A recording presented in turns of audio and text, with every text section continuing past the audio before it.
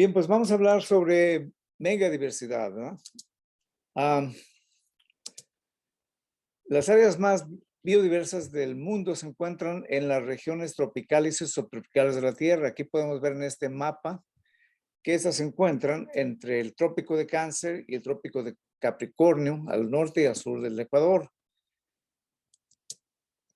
Los criterios que se utilizan para definir un país megadiverso son dos: presencia de al menos 5,000 plantas endémicas, y es número dos, incluir ecosistemas marinos dentro de sus fronteras. México pues cumple perfectamente con estos requisitos, ¿ok? En particular, los ambientes cálidos, húmedos y estables de los ecosistemas tropicales y subtropicales contribuyen a que la flora y fauna proliferen. Entre los factores que más favorecen la biodiversidad se incluye la temperatura, precipitaciones, suelo y altitud, entre otros. Según la Organización Conservación Internacional, alrededor del 70% de la flora y fauna del mundo existe en solo 17 países. Se considera que estas naciones incluyen al menos el 10% de la superficie de la Tierra. Entre estos países se encuentran Kenia, Brasil, Perú, Malasia, México, por supuesto, Filipinas, Sudáfrica, Colombia, la República del Congo, India, China, Venezuela, Papúa Nueva Guinea, Indonesia, Estados Unidos, Australia y Madagascar. Y aquí en este mapa, pues podemos ver todos los 17 países en verde que son considerados como países mega diversos. Aquí podemos ver que Alaska está considerado como parte de Estados Unidos, no es que realmente se encuentre en los trópicos y subtrópicos. ¿Okay? Bien, el concepto de megadiversidad involucra el contenido de las especies de plantas y animales del planeta, sus diferencias genéticas y los ecosistemas donde estas especies forman comunidades interconectadas. Y estos, a su vez, están formados por genes, que es la variación genética contenida en los individuos, es decir, la diversidad genética entre las poblaciones y las especies. Las especies mismas, es decir, la diversidad de especies incluidas en los distintos grupos taxonómicos, y los ecosistemas o diversidad de las comunidades bióticas que intervienen en los procesos ecológicos de un ecosistema, también conocida como diversidad ecológica o de comunidades. Quiero regresar a los genes porque pues es un concepto nuevo, ¿verdad? Ahora se supone que casi que cada uno de los genes que existen en los diferentes ecosistemas se consideran ya casi como individuos, ¿verdad? O sea, son ya entidades genéticas. Por darles un ejemplo, existen muchas especies que tienen lo que se llaman especies sibling, especies hermanas o razas o patotipos, etcétera. Y cada uno de esos patotipos, aunque sea una sola especie, pero tiene diferente estructura genética, están diferenciados genéticamente. Por lo tanto, a eso se refiere este punto, que son diferentes genomas en este caso, ¿sí? Bien, pues a nivel mundial, según este documento que ustedes pueden ver en la parte superior de esta imagen, y es una publicación hecha por Eisenhower y sus colaboradores, ellos mencionan que la mayoría de los organismos del mundo, pues ustedes pueden ver, son los vertebrados que consisten en el 67%, casi 70,000 especies, los invertebrados, que son solamente el 2%, 1,305,250 especies, las plantas que florean, que son un 9%, y luego otros hongos que incluyen otros especímenes o especies que incluyen a los hongos, a las especies protistas, que son más de 53,000 o aproximadamente 53,000 especies, que son 0.14%. Entonces, como pueden ver ustedes aquí, la diversidad de invertebrados y de otros protistas o hongos es bien desconocida. Es importante mencionar esto porque vamos a hablar un poco sobre esto más tarde. No sé qué pasó aquí. Ok. En México en particular posee una diversidad de ecosistemas muy amplio. Incluye desiertos, bosques templados, bosques subtropicales, selvas tropicales, zonas alpinas, planicies con matorrales y extensos arrecifes de coral, entre otros. Esta riqueza de ecosistemas le ha proporcionado un alto nivel de biodiversidad. ¿Qué pasa aquí? Bien, por eso es que decimos que México es un país mega diverso. Y pueden ver ustedes en esta pequeña caricatura del mapa de México algunas de las especies que se consideran endémicas de México. Aquí pues hacen falta muchas más, ¿verdad? Lo interesante, como pueden ver ustedes, que hay una serie de, en este caso son animales, que han sido más bien descritos desde la época, o sea, se han conocido más bien de la época prehispánica. De hecho, tienen nombres todavía en diferentes idiomas o más bien dialectos del prehispánicos, ¿verdad? Como es el, el cacomistle, que posiblemente es uno de los animales muy conocidos en el estado de Guerrero, etcétera. Hay una serie de animales muy interesantes que son endémicos de México. Bien, de acuerdo con la revista mexicana de biodiversidad en 2013, México ocupa el quinto lugar en el número de especies de plantas vasculares, ocupa el tercer lugar con las especies de mamíferos, el 11º lugar con aves, el segundo lugar con reptiles y el quinto lugar con anfibios. En a esta tabla de la Comisión Nacional del Conocimiento y Uso de la Biodiversidad de México, por supuesto, podemos ver las especies que están en peligro de extinción, que están amenazadas, son vulnerables, poco afectadas, etc. Algo que me gustaría que ustedes tengan en cuenta en este caso es que no se mencionan los invertebrados y es muy desconocido, muy poco conocido más bien el número de especies que tenemos en México de este número o de estas especies de invertebrados. Aquí en este caso podemos ver en esta gráfica la distribución de especies de distintos grupos biológicos según su grado de riesgo. Y aquí sí ya se mencionan los invertebrados, como pueden ustedes ver en la primera columna o en la primera línea. Y podemos ver según el color que tienen las diferentes áreas de cada columna, la categoría de riesgo que existe, ¿verdad? Como podemos ver, pues existen ya una serie de problemas relacionados con la pérdida de biodiversidad, que es algo que nosotros realmente tenemos que tomar en cuenta como instituciones de investigación y enseñanza.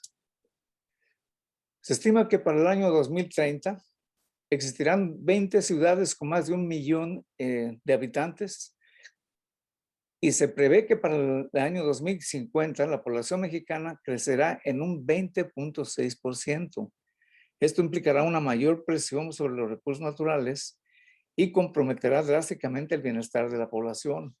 Desgraciadamente, México ha perdido más de 2,5 millones de hectáreas de bosque, de las cuales solo se ha recuperado una cuarta parte, provocando la pérdida de la biodiversidad y la desertificación que hoy afecta a 51 millones de hectáreas del país. Aquí en esta gráfica podemos ver también los diferentes tipos de ambientes o de ecosistemas de bosques que están también, que se han perdido. Podemos ver en la columna azul nos indica el porcentaje de pérdida y el naranja es el deterioro, porcentaje de deterioro que tenemos. Entonces, como podemos ver en particular, nosotros aquí en Guerrero tendríamos selvas secas en particular, y es alarmante porque tenemos 36.44% de pérdida y un 56.97% de deterioro. Entonces, esto es según CONABIO, ¿okay? Que está reportando la biodiversidad de México. Bien. Uno de los problemas que nosotros tenemos es que generalmente toda la biodiversidad que existe en el país es lo que está arriba de la superficie del suelo. Entonces podemos ver, pues, describir y ver con claridad los mamíferos, los peces, las plantas, dípteros, leptópteros, etcétera, himenópteros, pero no vemos con claridad lo que existe abajo del suelo, ¿verdad? Que son las lombrices, por ejemplo, los colémbola, nematodos, etcétera. Entonces, es solamente para darles una idea de que existe un paradigma que dice lo que no se ve no existe. Entonces, desgraciadamente, hemos perdido realmente la importancia, hemos perdido el interés en lo que está abajo del suelo, que es uno de los aspectos fundamentales en el mantenimiento de lo que está arriba del suelo. Por lo tanto, los suelos son hábitats diversos y su biota es parte integral de la formación del suelo. La biodiversidad del suelo, en particular los invertebrados y microbios, son reguladores clave de múltiples procesos ecosistémicos. El conocimiento actual de la biodiversidad del suelo se ha incrementado, como dijimos antes, los genes, las especies, de las especies, distribuciones y funciones. Las perturbaciones y amenazas han reducido la biodiversidad del suelo y su control, y es urgente colaborar entre disciplinas. Bien, pues existen compañeros estudiantes y maestros y todos los que estamos aquí presentes, y esto lo comentaba yo hace rato con Sergio, porque es importante que pues tengamos en cuenta esto, ¿verdad? Que existe una serie de organizaciones a nivel mundial, globales, que están realmente haciendo mucho por este proceso que estamos sufriendo actualmente en el mundo, la pérdida de biodiversidad, tanto en el suelo como en los ambientes marinos, como los ambientes terrestres. Pero en este caso, estos que estoy mencionando aquí en este cuadro, son los que están dedicados a estudiar la biodiversidad del suelo. Yo menciono esto porque le comentaba yo al colega que es importante que tengamos actualmente que acercarnos a elaborar proyectos colaborativos con otras instituciones internacionales, porque existen fondos disponibles para poder pues llevar a cabo una serie de alternativas o de medidas para poder remediar esta situación que tenemos encima tan grave. Bien, vamos a hablar un poco sobre los nematodos. Los nematodos son los animales más abundantes de la Tierra. Representan aproximadamente las 4/5 partes de todos los animales terrestres y son un componente dominante en las comunidades del suelo. Realizan un papel fundamental en la regulación de los ciclos bioquímicos, biogeoquímicos y la dinámica de la vegetación dentro y entre los ecosistemas, perdón. Y son indicadores útiles de la actividad biológica del suelo. Los nematodos se encuentran en todos los niveles tróficos de la red trófica del suelo. Regulan en parte la dinámica del carbono y los nutrientes, controlan las poblaciones de microorganismos del suelo. ¿Cómo lo hacen? Pues interactuando con ellos, ¿verdad? En diferentes formas, y en consecuencia son buenos indicadores de la actividad biológica en los suelos. Actualmente existe un área dentro de la nematología que se dedican a estudiar pues la salud del suelo, se llama, ¿verdad? Entonces la presencia de ciertas especies, de ciertos grupos tróficos de nematos en los suelos, nos indican qué tan deteriorado o qué tan sano está un suelo en particular. No solamente hablando de suelos agrícolas, sino suelos en cualquier medio ambiente, en cualquier ecosistema. Solamente para darles un sistema del tamaño que tienen esos nematodos, aquí tenemos en el lado izquierdo una caricatura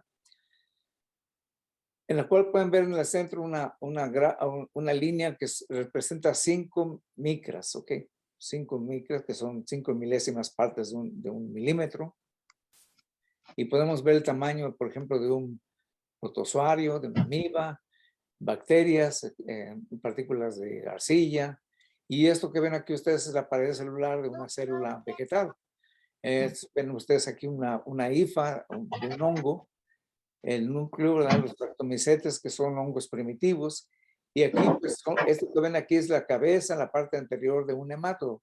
En este caso en particular es un nematodo bacterívoro, se alimenta de bacterias y son uno de los puntos, o más bien uno de los especies o de uno de los grupos clave en la biología del suelo. Solamente para darles una idea que una cucharadita de suelo, que es 1 gramo, digamos que es un suelo representativo en este caso, pudiese contener varios miles de diferentes grupos taxonómicos de microorganismos en el suelo, ¿verdad? Puede contener un billón de células de bacterias, por ejemplo. Puede contener varios cientos de metros de hifas. Las hifas son una especie de filamentos que son parte del ciclo de vida de los hongos.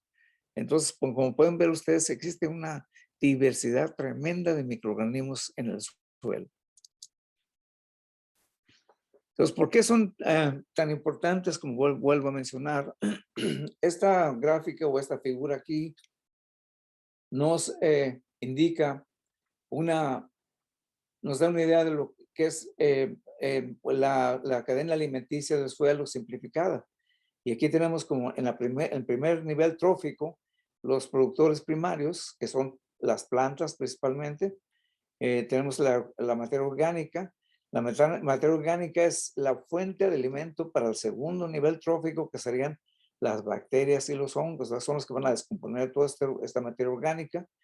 Y aquí ya empezamos a tener la participación de nematodos, ¿verdad? Estos nematodos van a alimentarse de las raíces de estas plantas aquí. Serían entonces estos nematodos los que se alimentan de plantas, que son los nematodos fitoparásitos. Después, en el tercer grupo, o nivel trófico más bien, tenemos aquellos que son los que descomponen y parten, digamos, las partículas orgánicas en muy pequeños pedazos para que puedan ser a su vez descompuestas por los hongos y las bacterias. En el siguiente nivel trófico, entonces tenemos ya los predadores, que son los que se van a alimentar de nemátodos, de bacterias, de hongos y otros microorganismos del suelo, que son parte de la meso y macrofauna también, que son también muchos de ellos son artrópodos, por decirlo aquí, o son protistas, ¿ok? Son amibas, ciliados, etc. Son protozoarios, digamos. Luego, en el siguiente nivel trófico tenemos también que existen nematos que son predadores de otros organismos más mayores. Recientemente, un colega de aquí de la Universidad de California, del campus Riverside, reportó que existen nematodos parásitos de las arañas, de varios grupos de arañas. Entonces, podemos ver cómo interactúan con otros microorganismos del suelo y están afectando o más bien interviniendo directamente en la cadena alimenticia del suelo.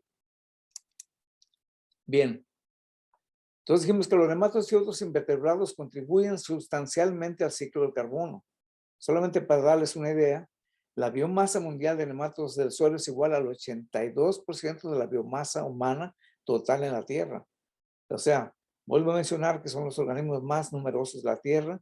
Los pueden encontrar ustedes desde el Polo Norte hasta el Polo Sur, incluyendo los medios congelados de los polos, ambos, del sur y del norte. Existen ahí. Tenemos actualmente estaciones, ustedes saben que existen estaciones de investigación en ambos polos que están estudiando diversos aspectos de la biología de esos ecosistemas, y entre ellos existen también nematólogos. El CO2, el dióxido de carbono respirado por nematodos, es equivalente al 15% de las emisiones de carbono de combustibles fósiles o al 2.2% de las emisiones totales del carbono del suelo. Entonces, como ustedes pueden ver, son microorganismos que son fundamentalmente importantes en el mantenimiento, el reciclaje del carbono a nivel global, ¿verdad? Bien, el papel funcional de los nematodos en los suelos se puede inferir por su posición trófica, según lo vimos en el diagrama de la cadena alimenticia, ¿verdad? Según los gremios de alimentación, estos se clasifican en bacterívoros, fungívoros, herbívoros, omnívoros y depredadores. Establecidas sus funciones fundamentales en el procesamiento de nutrientes orgánicos y el control de las poblaciones de microorganismos del suelo, realizan un papel fundamental en la regulación de la dinámica de carbono y de los nutrientes dentro y entre los paisajes. Consecuentemente, son indicadores de la actividad biológica en los suelos. No obstante, carecemos de una comprensión básica de los patrones biogeográficos a gran escala en la abundancia de nematos y la composición de los grupos funcionales. Este mapa, en este diagrama que ven ustedes, solamente para dar una idea, podemos ver de la cantidad de nematos que existe, la abundancia de nematos que existe por metro cuadrado a nivel mundial. Entonces, como pueden ver ustedes aquí, que las regiones más claras son donde existe más abundancia de nematos, y las regiones que están más contaminadas en el mundo, no necesariamente que no estén contaminadas por efectos de tipo actividad humana, sino por otro tipo de actividades. Por ejemplo, en Brasil, ustedes saben que existe una contaminación exageradamente grande por el uso de la agricultura y de explotación de minas, etcétera, una gran cantidad de problemas, la deforestación de los bosques tropicales del Amazonas están contribuyendo a que se pierda una gran cantidad de especies de nematos. Solamente para darles una idea de lo que puede existir, ahora que vamos a hablar un poquito más sobre nematos marinos más tarde, pero vamos a comparar el número de especies que existen a nivel de terrestres y marinos, y podemos ver que en los ambientes marinos han sido descritas 6.900 especies de especies de vida libre marinas, ¿verdad? Existen aproximadamente unas 11.400, pero estas son de vida libre, las 6.900, y estos más pueden ser nematos que están asociados con otros organismos, ya sea como parásitos están colaborando con algunos microorganismos de una u otra forma. No son digamos, no están interfiriendo con la biología de otros organismos. Por eso es que algunos son parásitos de animales y otros son de plantas, incluyendo las algas marinas, por supuesto.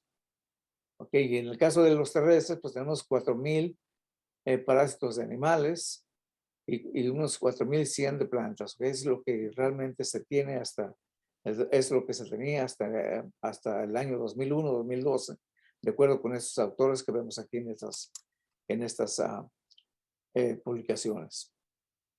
Bien, vamos a hablar un poco sobre los nematos marinos.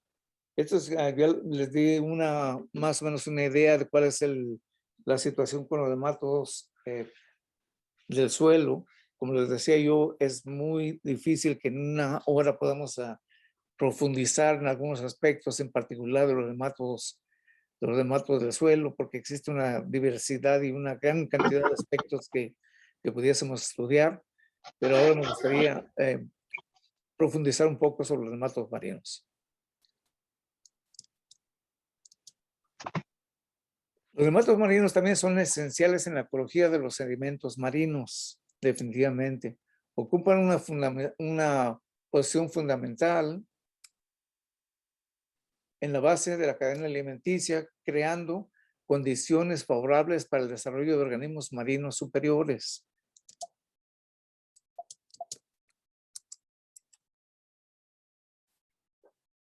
Son sensibles a una serie de disturbios y factores ambientales. Son, por lo tanto, bioindicadores potenciales de disturbios y cambios ecológicos. ¿Qué está pasando? Ok. ¿Qué sabemos de la diversidad de nematos marinos? Bueno, se estima que puede haber millones, no les voy a decir en particular cuántos porque no sabemos cuántos existen, ¿ok? Pero existen millones, de acuerdo con algunos especialistas que han estudiado la nematofauna marina desde hace muchos años, pueden ser aproximadamente entre 4.000 y 5.000 especies conocidas, pero existen miles o millones, de acuerdo con el nematólogo, el especialista, puede haber miles o millones de especies por conocer. Los nematos generalmente se encuentran en lo que se llama la miofauna, ¿okay? Que la biofauna marina incluye animales de tamaño microscópico que habitan los sedimentos marinos. La biofauna promueve la decomposición de los depósitos de materia orgánica a través de la actividad microbiana, liberando nutrientes necesarios para el desarrollo de otros microorganismos fundamentales en la cadena alimenticia. Es una de las comunidades más ricas y diversas que se extiende desde los litorales hasta los ambientes marinos profundos.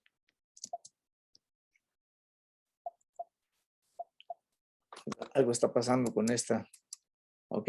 Y bueno, esas solamente son unas imágenes de los diferentes tipos de microorganismos que encontramos ahí en la biofauna marina. Y como pueden ver ustedes, hay copépodos, claudócera, etcétera, ácaros, pero por supuesto que también hay nematodos y una serie de microorganismos fundamentales ahí. Okay. La biofauna es funcionalmente definida como el grupo de microorganismos que pasan a través de un tamiz de 500 milimicras de luz de Maya y que son retenidos en uno de 62 micras.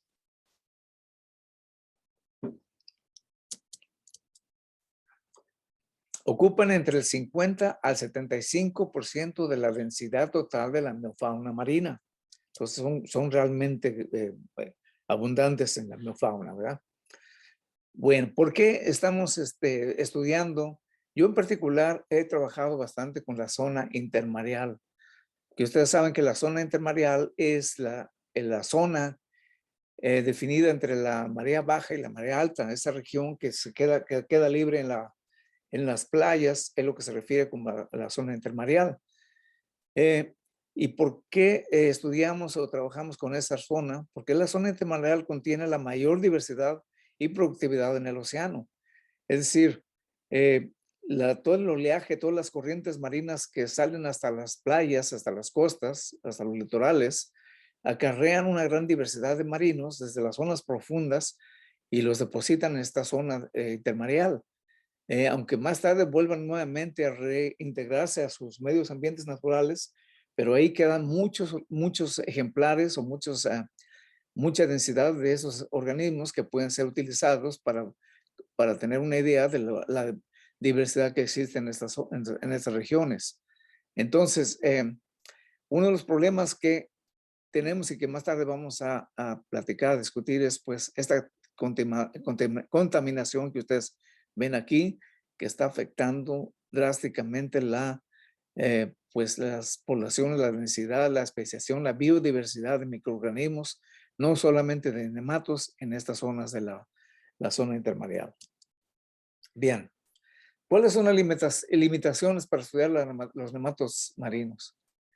Históricamente la biofauna ha sido menospreciada. No existen, porque no existen métodos ideales para estudiarla. Hay una infraestructura pobre, taxonómicamente hablando. No existen protocolos de colecta adecuados, ni hay métodos de preservación adecuados para estos microorganismos. La mayoría de los ambientes marinos no han sido muestreados, o sea, no han sido estudiados. No existe un parámetro de estimación para calcular el número de especies conocidas. La variación potencial de la diversidad litoral a nivel local es desconocida, debido a que no existen datos a nivel continental. Los hábitats de especies potencialmente valiosas se están perdiendo. Especies antagónicas se introducen a los ambientes donde existen especies endémicas. Las descripciones de nematos marinos son incompletas. Un número considerable de materiales de este tipo. Los materiales tipos son aquellos especímenes que se han utilizado para describir especies y están depositadas en museos o colecciones y no han sido depositados. Hay muchos especialistas que describen especies nuevas, pero no depositan esos tipos en museos o colecciones, por lo tanto, no se conocen. El material existente está en malas condiciones, fue preservado incorrectamente o está perdido. Por lo tanto, hay muchas especies que fueron originalmente descritas y que actualmente no las conocemos porque se perdió el material. ¿Qué es lo que necesitamos entonces? Nuevas fuerzas integradoras, ¿verdad? Necesitamos herramientas moleculares porque han demostrado que la taxonomía tradicional es superficial. La necesidad de nuevos estudios sobre biodiversidad marina. Con la integración de disciplinas será más fácil descubrir especies y sus relaciones. Necesitamos hacer estudios estructurales, moleculares, genéticos, ontogénicos, ecológicos, etc. Necesitamos un enfoque multidisciplinario, porque, o sea, debemos colaborar, promover el conocimiento de la biodiversidad con la taxonomía alfa, beta y gamma, que el alfa es descriptiva, la beta es clasificación y la gamma es sistemática. Nuevamente, integrar un enfoque multidisciplinario con estudios de morfológicos, moleculares, museografía novedosa con especímenes virtuales, moleculares y tradicionales, y aplicar conocimientos en áreas diversas, como en ecología aplicada, manejo de ecosistemas, geografía, por ejemplo, áreas de endemismo y focos de biodiversidad, estudios de biología molecular, diversidad genética, genómica, proteómica, evolución, etc. En la medida que se pueda. Necesitamos hacer estudios básicos, básicos, que son esos estudios poblacionales de biodiversidad son importantísimos. Explicaré por qué. Nosotros estuvimos trabajando por 2-3 años con lo que se denomina la delta del río Colorado. En esta mapa, esta fotografía aérea que ven ustedes, esto que ven ustedes aquí es el río Colorado en el rincón del Golfo de California, lo que se llama el Mar de Cortés. Ese río Colorado, ustedes saben que desembocaba allí, y esta era la delta del río Colorado. Hicimos un muestreo aquí para determinar, hicimos un estudio para determinar la diversidad de especies que existía allí. Encontramos una diversidad fabulosa. Actualmente, muchachos o colegas, si ustedes pasan por allí, si vuelan ustedes rumbo a Tijuana por ahí, se van a dar cuenta que la desembocadura de ese río, del río Colorado, no existe más. Se secó, o sea, el uso del agua en el norte de esta delta la han desaparecido completamente, y ahora lo que existen simplemente son áreas pantanosas, semisecas, en los cuales no existe ya realmente flujo de agua que permita mantener las poblaciones de microorganismos y de otros organismos que en el pasado eran pues predominantes en esta región.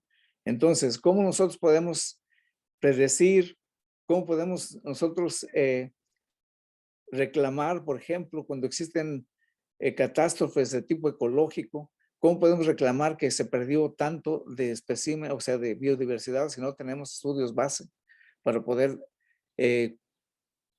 argumentar que se ha perdido un porcentaje determinado de nuestra biodiversidad? Solamente ese tipo de estudios. Yo intenté en colaboración con estudiantes hacer un muestreo allí en Acapulco, porque Acapulco tiene un problema terrible de contaminación, ustedes lo saben. Desgraciadamente no sabíamos o no sabemos qué es lo que existía anteriormente, entonces no podemos realmente proponer alternativas de mantenimiento, de seguimiento, si no tenemos ese tipo de estudios. Por supuesto que eso no quiere decir que se ha perdido todo. El estado de Guerrero tiene una superficie grandísima de litorales que tenemos que rescatar, y tenemos que hacer algo por detener esa contaminación, ese efecto terrible que nos está actualmente dando el calentamiento global. Estos son solamente una especie, para que tengan una idea de la diversidad de nematodos marinos que existen, ¿ok? Aquí pueden nuevamente ver que existen, de acuerdo con sus estructuras bucales que tienen estos organismos, nos dicen si son de tipo vida libre, si se alimentan de otros microorganismos, si son parásitos, si son depredadores, etc. Solamente para darles una idea, en esta tabla o en esta figura estamos ejemplificando algunos de los trabajos que hemos hecho solamente. Aquí, afortunadamente, con el doctor Rosas Acevedo, hemos hecho un pequeño trabajo de diversidad de nematodos marinos en Barra Vieja, y ustedes pueden consultar esta publicación. Existe una diversidad muy interesante ahí en este caso. Y bueno, hemos hecho muchos trabajos en el Golfo de México, perdón, en el Golfo de California, también en el Golfo de México, por supuesto. Hemos hecho trabajos en el Pacífico, en el norte, en en las costas de Baja California, sur y norte. Y pues se ha hecho muchos trabajos en este área. Bien, en general vamos a analizar un poco sobre el aspecto ambiental de la biodiversidad en México. Desgraciadamente tenemos una serie, ustedes saben que tenemos una serie de factores a los cuales no podemos realmente inferir porque nosotros estamos dedicados a la ciencia y la enseñanza. Y honestamente, aunque podemos hacer presión, pero no nos corresponde realmente resolverlo de otra forma más que haciendo trabajos de investigación, de concientizar a la gente de cómo utilizar los medios que tenemos para poder detener un poco la pérdida que estamos teniendo en base a la biodiversidad. Aquí solamente en este punto 2 quiero comentarles que este análisis que hace el Palacio, la Cámara de Diputados con un centro de estudios para el desarrollo sustentable y que ellos pues proponen una serie de medidas muy interesantes, ¿verdad? Que debemos de preservar los recursos naturales para beneficio de las generaciones presentes y futuras, que los recursos no renovables deben de emplearse de forma que se evite su agotamiento, no descargar sustancias tóxicas, deben destinarse recursos para el mejoramiento del medio ambiente. Y el punto importante para nosotros es que se debe utilizar la investigación científica para evitar y combatir las amenazas del medio ambiente. ¿Cómo podemos hacer eso? Incluir en la educación formal cuestiones ambientales. ¿Cuáles son las acciones prioritarias que se están pidiendo para hacer todo esto? Bueno, diseñar el Programa Nacional de Colecta y Colecciones que evalúe el conocimiento, entidad, región ecológica y grupo taxonómico y el grado de cobertura que en cada lugar se tenga para definir regionalmente las áreas y los grupos prioritarios, haciendo inventarios y colectas dirigidas. Continuar apoyando el proceso para integrar un catálogo conjunto de información depositado en los distintos tipos de colecciones científicas y colecciones privadas nacionales para hacerlo accesible por medios electrónicos. Impulsar el desarrollo de inventarios sobre los trabajos que se realizan, dónde y quiénes lo hacen. Esto se refiere a plantas y especies de todo tipo, ¿verdad? Continuar impulsando las acciones de repatriación de la información sobre la biodiversidad mexicana depositada en colecciones científicas, tanto institucionales como privadas ubicadas en el extranjero. Solamente para darles una idea, muchachos, en esta gráfica que ustedes ven aquí, vamos a ver, no, quitar eso, ok.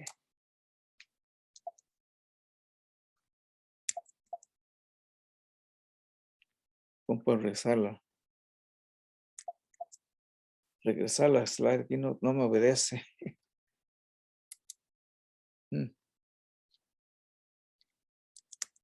Ok, ahí está. Bien. Solamente para darles una idea de la gravedad de nuestro problema en México, quiero mostrarles aquí en esta gráfica la posición que tiene México con respecto a la cantidad de fondos resultantes que se invierten del Producto Bruto Interno del país para la educación o para el desarrollo, para investigación y desarrollo del país. Entonces vean ustedes en qué punto estamos nosotros después de todos estos países. Entonces yo yo creo que ustedes deben conocer la situación de Costa Rica, que es un país muy pequeño con respecto a México, pero tiene un poco más de inversión en la investigación y desarrollo de sus recursos naturales. Entonces, realmente tenemos ese problema y no podemos hacer mucho sobre eso.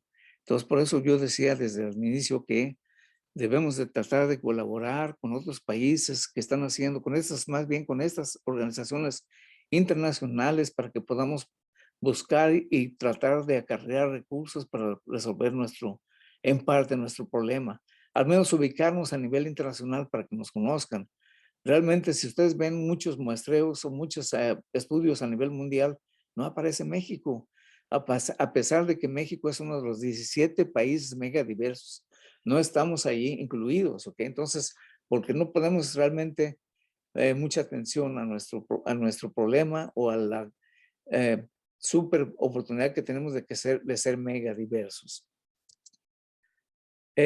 Una de las alternativas que yo propongo para la Universidad de Guerrero es el crear una reserva de la biosfera que no tenemos. No tenemos museos, no tenemos nada con que podamos formar a la gente en general, al público en general sobre la protección de nuestro medio ambiente.